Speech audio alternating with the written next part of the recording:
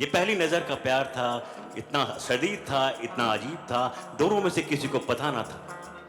बाकी तितलियां, चिड़ियां, पेड़ों की पत्तियां, फूलों की पंखड़ियां, आम के पेड़ों की भोर और सरसों के फूल दोनों को हैरत से तकने लगे। लेकिन ये दोनों सारे आलम से बेपरवाह, इश्क की बारिश से सराबोर, प्यार के जादू से भाव विभोर, बस एक दूसरे को तकते गए, तकते गए, तकते गए। हीर को लगा कि वो संभल ना सकी तो गिर जाएगी, तो वो पलंग की दूसरी तरफ बैठ गई, लेकिन नजर रांझे पर से नहीं हटी। हाथ की छड़ी हवा में रुकी थी, रांझे ने छड़ी हाथ से ले ली, लेकिन निगाहें हीर की निगाहों से वैसे ही लगी थी। वारिशा जन्नैणा दद्दाव लगे, वारिशा जन्नैणा दद्दाव लगे, कोई बचे न जुए दी हार विचों, कोई बचे न जुए दी हार विचों।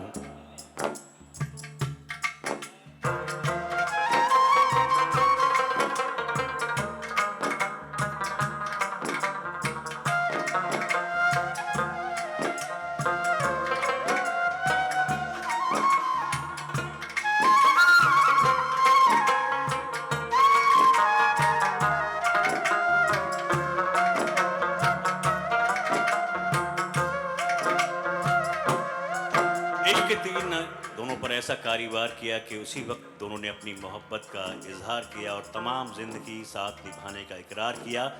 तो हीर से रांझा बोला, साडे नाल जे तोड़नी भोनी है, सच्चा देखा कौल करार हीरे। हीर बोली, मैनू बावले दी सो रांझा वे, मरे माऊं जे तुथी मुख मोड़ा, खोजा खिजर ते बैठ के कसम खादी, तुद बाज न नैन न अंग जोड़ा। राजा बोला, सच आखना ही हुणे आख मैनू, सच आखना ही हुणे आख मैनू, ये सच ते झूठ दा वे लड़ाई। ताब इश्क दी झेली बड़ी औखी, ताब इश्क दी झेली बड़ी औखी, इश्क गुरु ते सब जग चे लड़ाई, इश्क गुरु ते सब जग चे लड़ाई।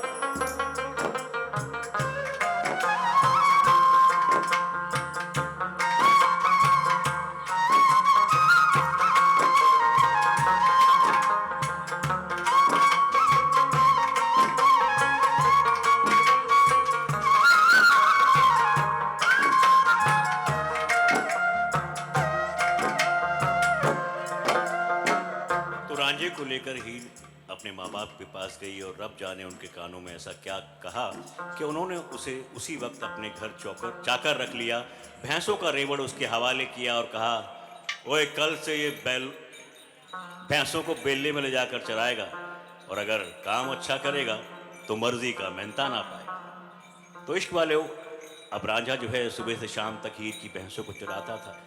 वो उन्हें नहलाता था, धुलाता था, सजाता था, संवारता था और कभी कभी भैंस सवारी भी करता था। अब हीर की भैंसों को भी हीर की तरह रांझे से प्यार हो गया। वो उसकी बांसुरी की जुबान समझने लगी और बांसुरी के असर से ज़्यादा दूध भी देने लगी। अब जब दोपहर होती तो हीर घर से घी शक्कर की चूरी बनाकर रांझे के लिए ले जाती। हीर को दूर से ही आता देख रांझा भैंसों को तालाब में नहाता छोड़ हीर की तरफ तेज कदमों से चल पड़ता। फिर दोनों एक छायादार दरख्त के नीचे बैठते।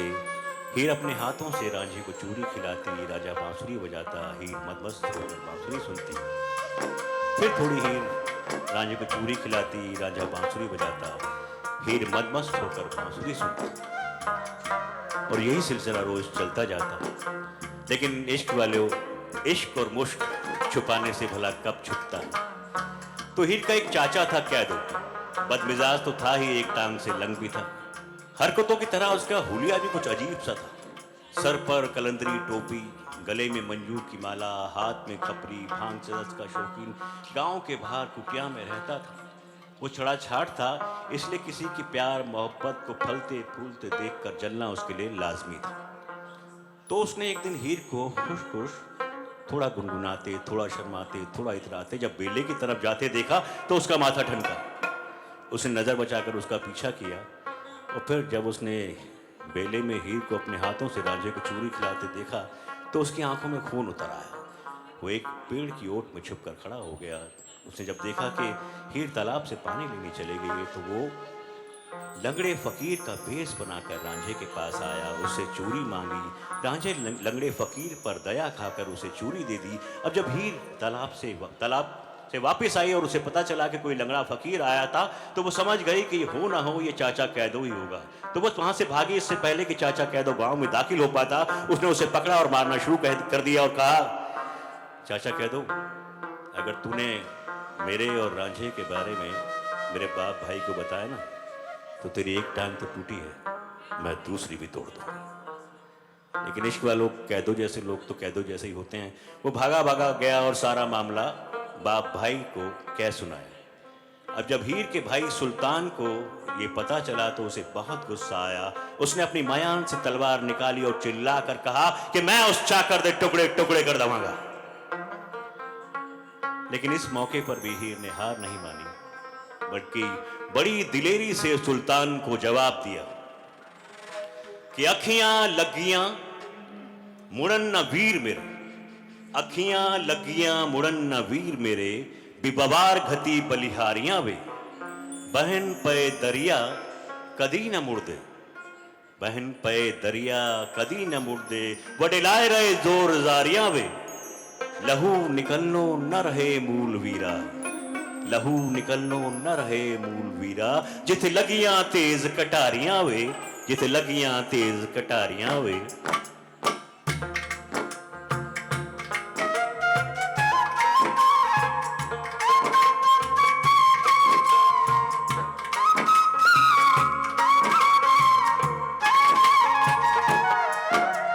हीर के माँ बाप ने पहले इशारा करके सुल्तान को शांत रहने को कहा और फिर हीर को समझाने की कोशिश की।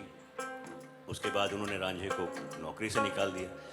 अब अगले दिन जब रांझा नौकरी पर ना आया तो भैंसों ने बेले जाने से इनकार कर दिया, क्योंकि उन्हें रांझे की बांसुरी की आदत जो पड़ चुकी थी। अब चूचक के पास इस समस्या का कोई समाधान ना था तो हीर की माँ मलकी ने कूटनीति बरती और चूचक से कहा, चौधरी जी, जब तक हम हीर का ब्याह कहीं और नहीं कर देते तब तक रांझे को नौकरी पर रख लेते हैं। जब हीर का ब्याह कहीं और हो जाएगा तो ये चाकर की बला अपने आप सर से उतर जाएगी। चूचक को बात ठीक लगी। उसने रांझे को बुलाया और कहा, ओए रांझिया, ओए तू तो घर का बंदा है यार, हैं? ओ, हम तेरी शादी हीर से जरूर करा देंगे, लेकिन थोड़ा वक्त लगेगा।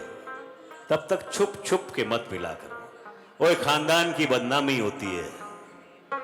तो इस वादे पर राजा फिर से हीर की भैंसें चराने लगा और चैन की बंसी बजाने लगा। लेकिन इतना सब होने के बावजूद भी हीर ने बेले में मिट्टी नयन की झोपड़ी को अपना मिलने का ठिकाना बना लिया, जहां दोनों छुप छुप के मिलते, जी भर के बातें करते, गीत गुनगुनाते, सुनहरे सपने सजाते। लेकिन फिर से इश्क वालों, इश्क और मुश्क छुपाने से भला कब छुपता है। तो ये भी कैदों से छुपा न रह सका। उसने अपने बड़े भाई चूचक को ये कहकर तैश दिला दिया कि बड़ा चूचक, उन दोनों मुर्दारों को तुम्हारी इज्जत का जरा भी ख्याल नहीं है। ओए नहीं हो कैदो, और तू पंग पी के पता नहीं क्या क्या बकता रहता है, और दोनों मासूम हैं, कुछ गलत नहीं करेंगे। और नहीं हो बड़ा चूचक, तो मैं कोई पंग वंग नहीं पीती हैगी, दोनों यकीन नहीं आंदा तो मेरे नाल चल के बेले बिच वेख लियो दोनों क्या क्या गुल खिलाते हैं। चुनांचे दोनों छुपकर बेले जाते हैं, हुई का प्यार देखकर भुचक के रह जाते हैं। हीर अपने हाथों से रांझे को चूड़ी खिलाती जाती है और आंखों ही आंखों कर कुर्बान होती जाती है। ये देख चूचक कुछ न बोला, खामोश हो गया। चुपचाप घर आया और घर आते ही उसने हीर के ब्याह का ऐलान कर दिया। लेकिन हीर का ब्याह रांझे के साथ नहीं, रंगपुर के खेदे खेड़े के साथ हो रहा था। हीर से यह जुल्म बर्दाश्त ना हुआ। उसने माँ बाप से साफ साफ कह दिया कि मैं रांझे की हूं और हमेशा रहूंगी। राजा मेरा है और हमेशा रहेगा।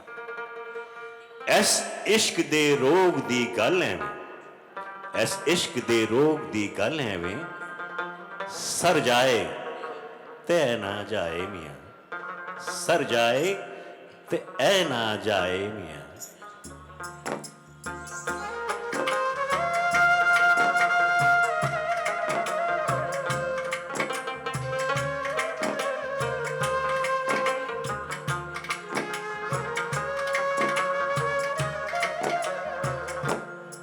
लेकिन तकदीर की लिखी बात होकर रही और सीधे खेड़े की बारात धूमधाम से सियालों के घर आ गई।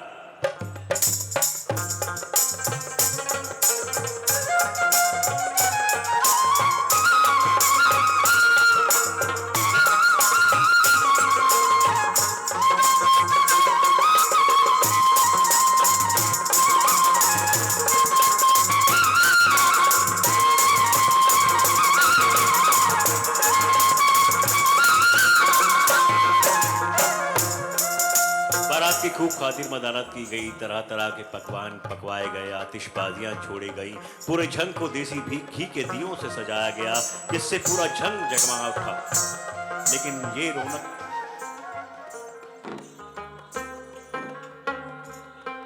लेकिन ये रौनक देख रांझा बड़ा उदास और बेबस था। वो कभी दरिया किनारे बैठ भांग पीता, कभी भैंसों के गले में बाहें डालकर रोता, कभी अकेले में बैठकर बांसुरी बजाता और कभी भूखा ही सो जाता।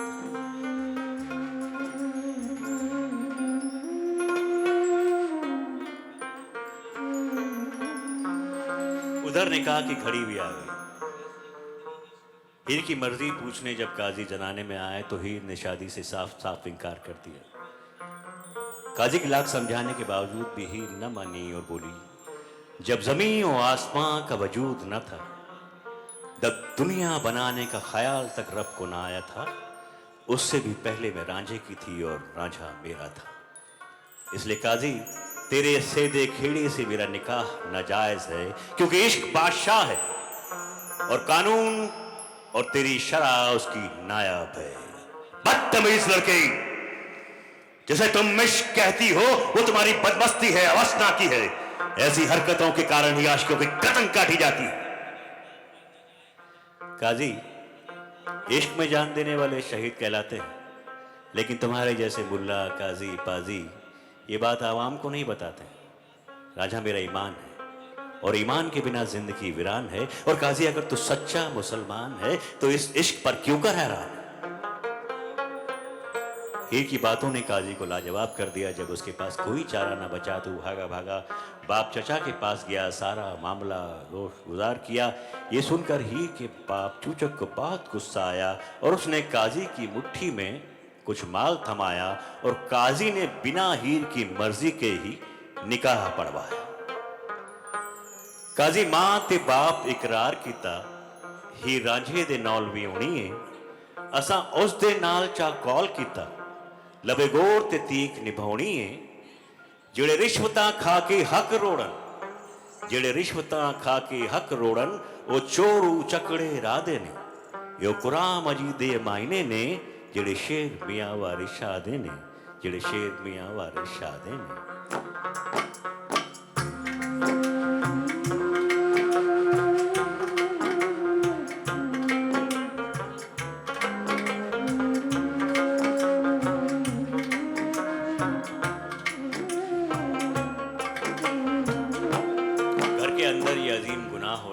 घर के बाहर रांझा एकदम उदास बैठा था।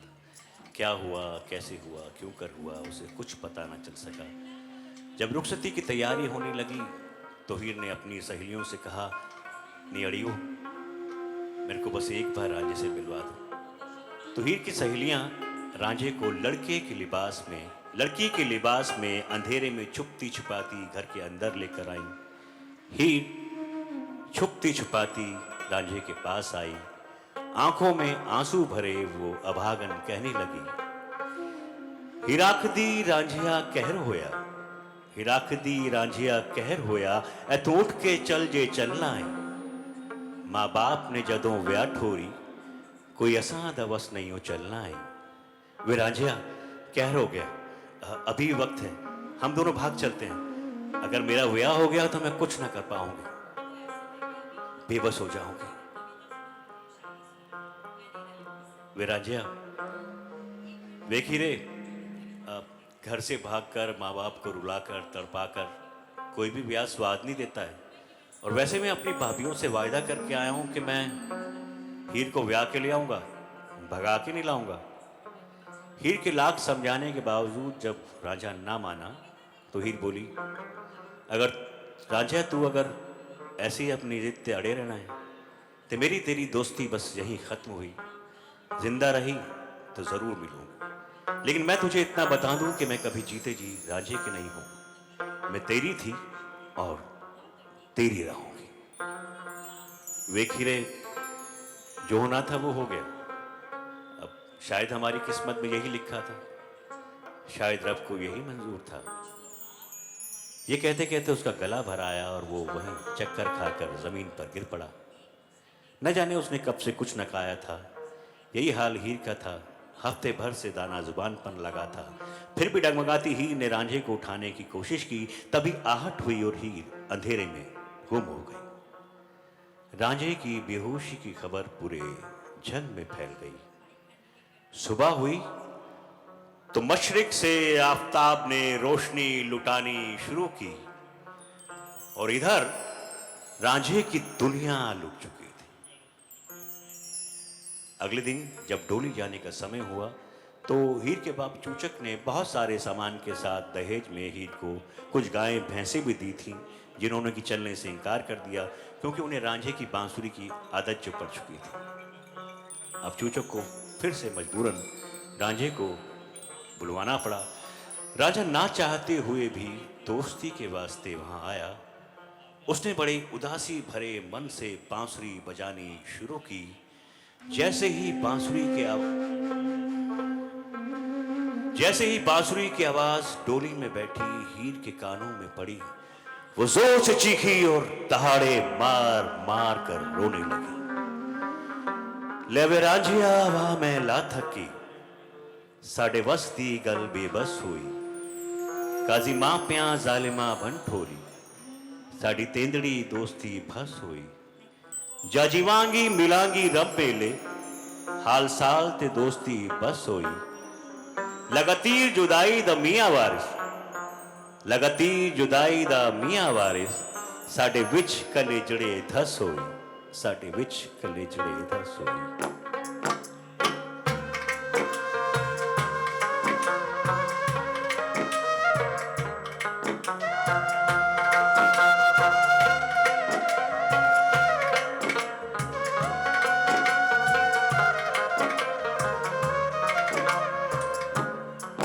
तो हीर की डोली धूमधाम से सीधे खीड़े के घर पहुंची। हीर की खूबसूरती की खबर सुनकर पूरा रंगपुर हीर की मुंह दिखाई के लिए उमड़ पड़ा। लेकिन हीर की अजीब हालत थी, वो न किसी से बोलती न बात करती। सीधा खीड़ा सामने पड़ जाता तो बेहोश हो जाती। सीधे खीड़े को ही मालूम था कि वो हीर के लायक न था। हीर इतनी खूबसूरत होगी वो कभी सोच भी न सकता था। इसलिए जब भी हीर के सामने पड़ता था उसका गला सूख जाता था, चेहरा पसीने से तर हो जाता था। वो हीर के पास जाना तो चाहता था लेकिन हिम्मत न कर पाता। हीर जब जब होश में आती जुदाई की चुभन दिल को तड़पाती। अकेली होती तो दीवारों से बातें करती, बदबुदाती रहती, बड़बड़ाती जाती। हिराकदी जोगिया झूठ आखे, हिराकदी जोगिया झूठ आखे, कौन रुठड़े यार मिलाउंदा है। ऐसा कोई न मिलिया मैं ढूंढ थकी, ਜਿਹੜਾ ਗਿਆ ਨੂੰ ਮੋੜ ਲਿਆਉਂਦਾ ਏ। ਇੱਕ ਜੱਟ ਦੇ ਖੇਤ ਨੂੰ ਅੱਗ ਲੱਗੀ, ਇੱਕ ਜੱਟ ਦੇ ਖੇਤ ਨੂੰ ਅੱਗ ਲੱਗੀ, ਵੇਖਾਂ ਆਣ ਕੇ ਕਦੋਂ ਬੁਝਾਉਂਦਾ ਏ। वे कान के कदों हो जाता है।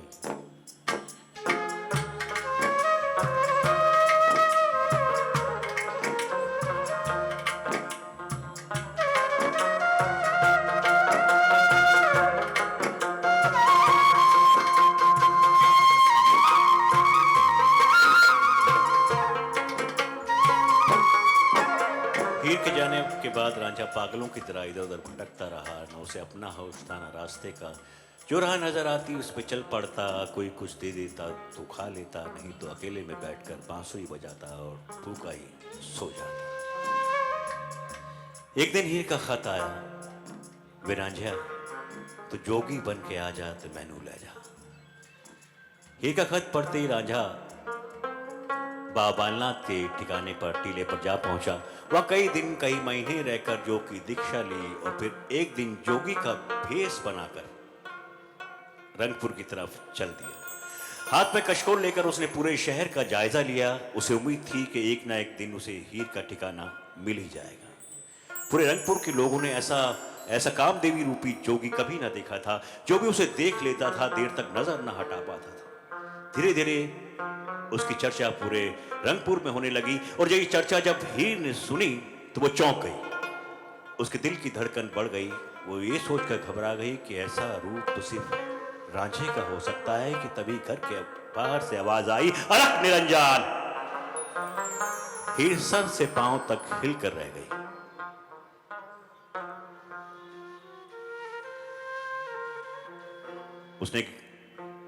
उसने उसे देखा तो उसने कहा, हाय हाय रब्बा, मैं रांझे को इस रूप में देखूंगी ये मैंने कभी सोचा ना था।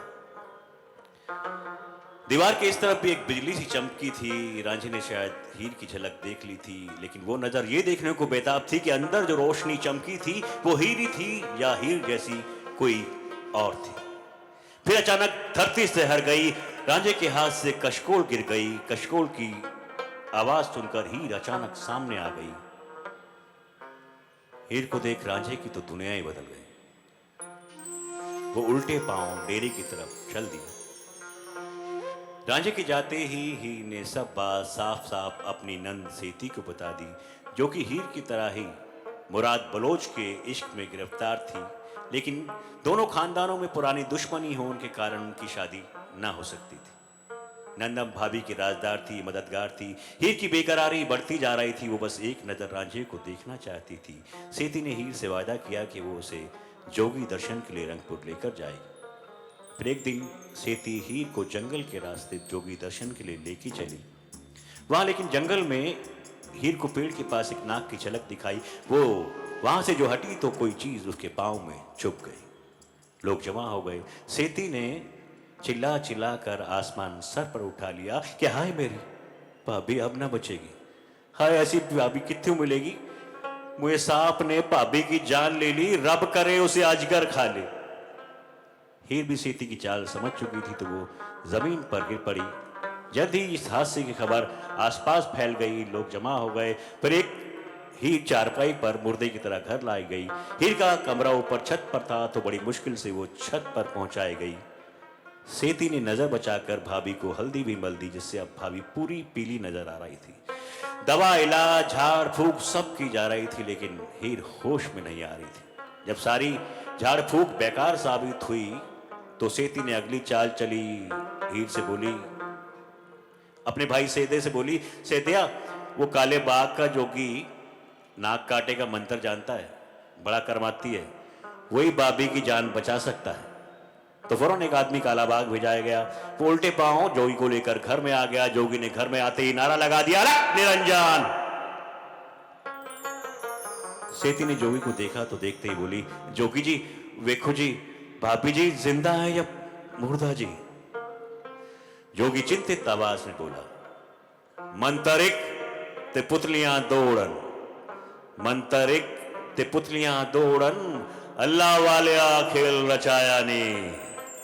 बहुत जहरीला सांप था, लेकिन जहर उतारना पड़ेगा, तभी पता चलेगा कि ये उतरेगा या नहीं उतरेगा।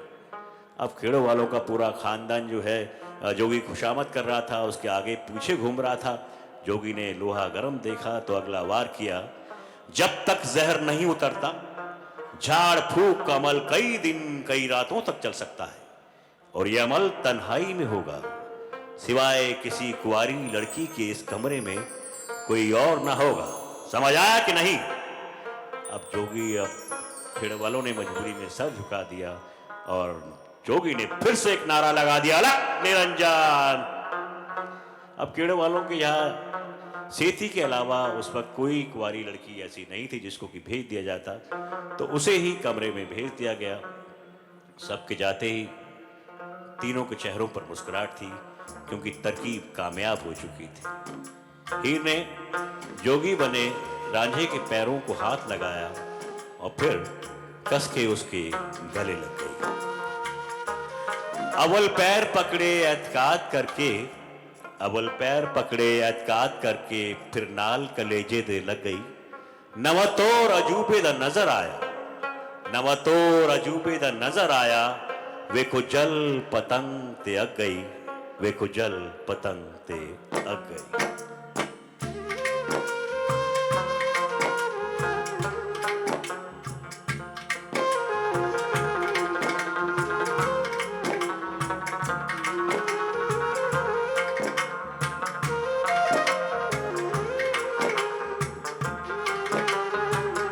सुबह हुई तो कीड़े वालों को पता चला कि हीर रांझे के साथ और सेती मुराद बलोच संग भाग गई। तो उन्होंने दो दल बनाकर उनका पीछा किया। सेती और मुराद के पीछे जाने वाले तेज थे, वो बस थोड़ी देर होती कि उन्हें पकड़कर मार डालते, लेकिन ऐन वक्त पर मुराद की मदद के लिए बलोच कबीले के लोग आ गए और हल्के से मुकाबले के बाद वो उन्हें साफ बचा कर ले गए। अब दूसरा जल जो हीर के पीछे गया था, वो पीछे करते करते जंगल तक पहुंचा। उन्होंने एक जगह देखा कि रांझा पेड़ से टेक लगाए सो रहा है और हीर उसके कांधे पर सर रखे महवे ख्वाब है। तो उन्होंने सोते हुए रांझे पर ही लाठी से वार किया। वो तिबरा कर जो गिरा तो बस लाठी मार मार के समझो मार ही डाला। जब उन्हें लगा कि रांझा मर गया है तो वो बेहोश हीर को लेकर घर आ गए। हिराख दी सुत्ते सू सब मुठ्ठे, हिराख दी सुत्ते सू सब मुठ्ठे, निंदर मारिया राजिया राणिया नू, नींद देव ते शेर इमाम कुट्टे, नींद देव ते शेर इमाम कुट्टे, नींदर मारिया वड्डिया सियाणिया नू, नींदर मारिया वड्डिया सियाणिया नू।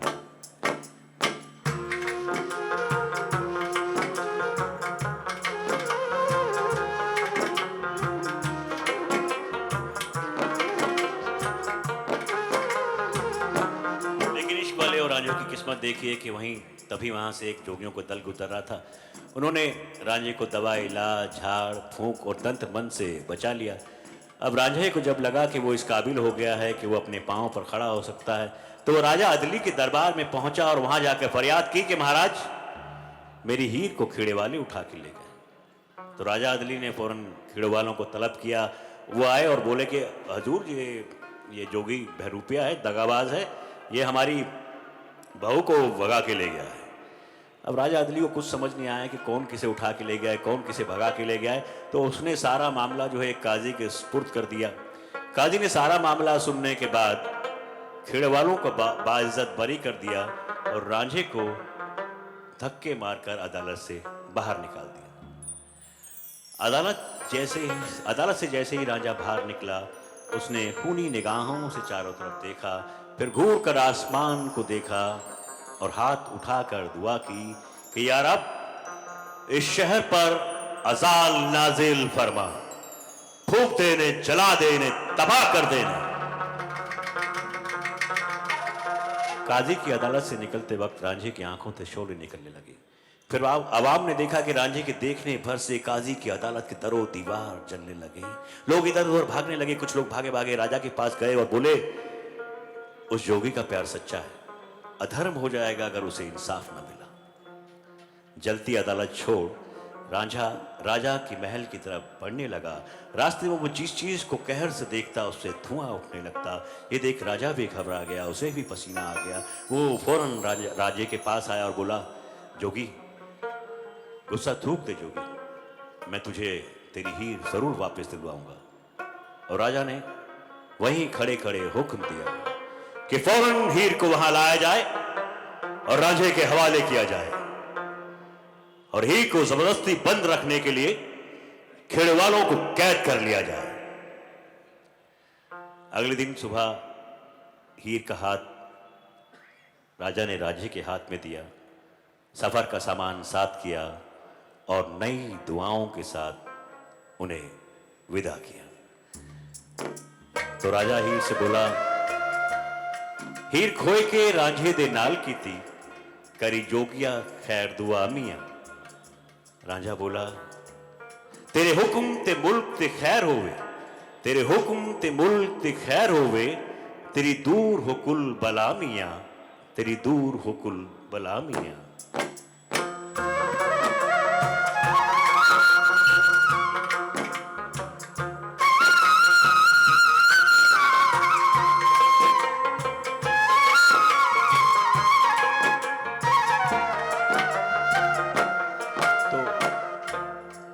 हीर को रांझा वहां से लेकर तख्त हजारे की तरफ चल दिया। जब रांझे का वतन बस जरा सा दूर रह गया तो हीर ने रांझे से कहा, वे रांझिया, इस तरह से हमारा तख्त हजारे जाना मुनासिब ना होगा। जब तुम तख्त हजारे से बारात लेकर आओगे और जंग से मेरी टोली लेकर जाओगे, तभी हमारा वहां जाना अच्छा लगेगा। और राजा अदली के फैसले के बाद भला किसे हमारी शादी से एतराज होगा। तो राजे को ये बात ठीक लगी और वो उसे लेकर झंग पहुंचा। हीर के घर वालों ने उनका अच्छी खातिरदारी की, खूब आवभगत की और बोले, ओए रांझिया, ओए तेरा प्यार सच्चा था जो सारे इम्तिहान जीत सका। अब तू फौरन तख्त हजारे जा और गाजे बाजे के साथ बारात लेके आ। हम तेरा ब्याह हीर से धूमधाम से करेंगे। तो राजा फौरन तख्त हजारे के लिए चल दिया। रास्ते वो मन ही मन सोच रहा था कि आखिरकार वही हुआ जैसा भाभीियों ने करने के लिए कहा था, कि बात तो तब है कि स्यालों की हीर को ब्याह के लिया। खुश खुश रांझा कब घर पहुंचा उसे पता भी न चल सका। जैसे ही हीर की खबर, शादी की खबर लगी तो भाइयों और भाभीियों की खुशी का ठिकाना ना रहा और उन्होंने उसी वक्त बारात का न्योता पूरे तख्त हजारे को दे दिया।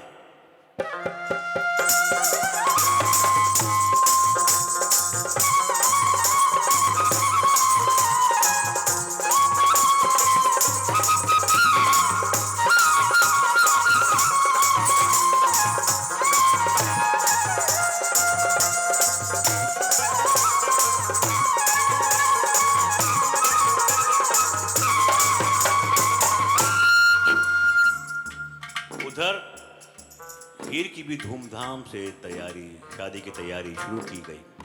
हीर मेहंदी लगाए दुल्हन बनी, शादी के सपनों में खोई थी। लेकिन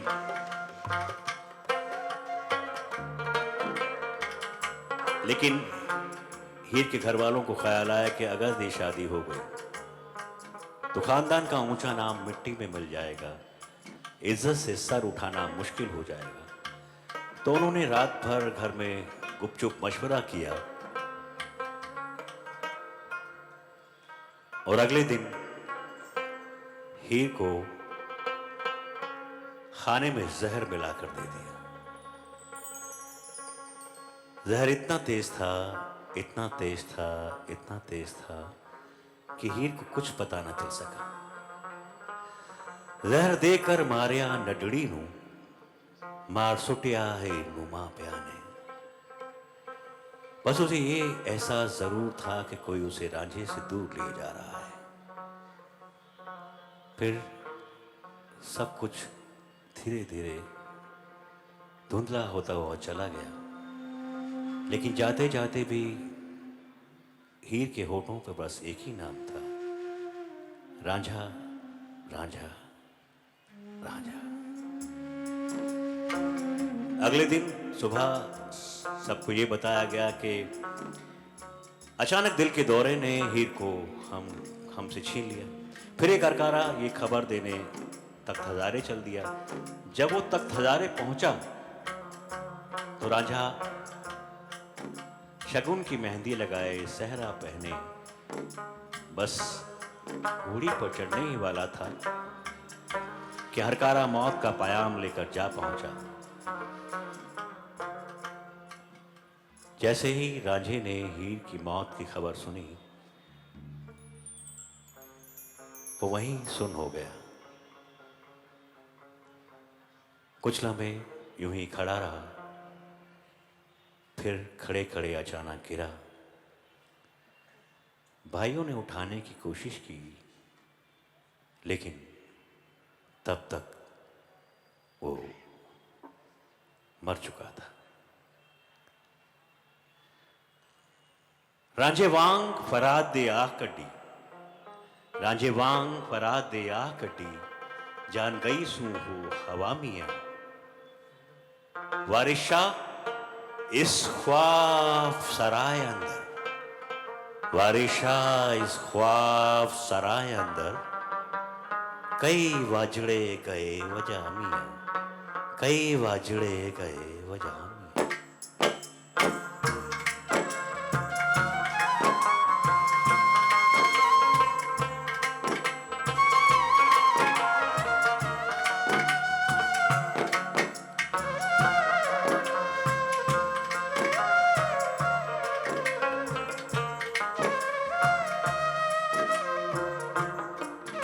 तो अगे हीर न किसे ने कही ऐसी, शेर बहुत मरगूब बनाया ही।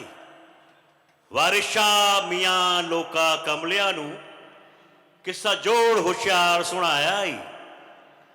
बख्श लिखण वाले जुमलिया नू पढ़न वाले करी अता साई, सुनन वालिया नू बख्श खुशी दौलत, सुनन वालिया नू बख्श खुशी दौलत, रखी ज़ोक ते शौक ते चा साईं, रखी ज़ोक ते शौक ते चा साईं, रखी ज़ोक ते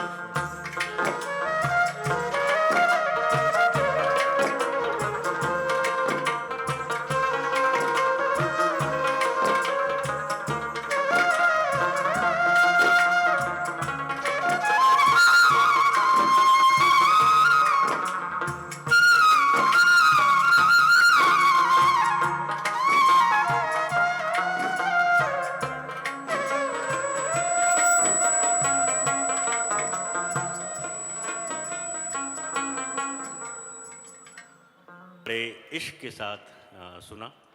मैं बहुत बहुत शुक्रगुजार हूँ कथा लोक का, समयान का, भारती ढींगरा का, हमारे बहुत अजीज़ दोस्त।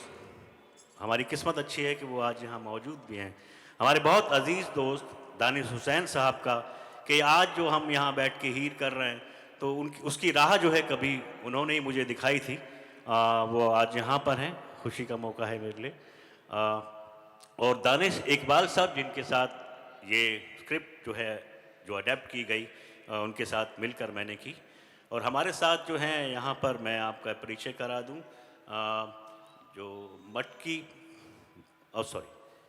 मैं आपका परिचय करा दूँ कि आइए, मेरी बहुत ही किस्मत अच्छी है कि पद्म श्री गुलफाम अहमद खान रबाब पर हैं।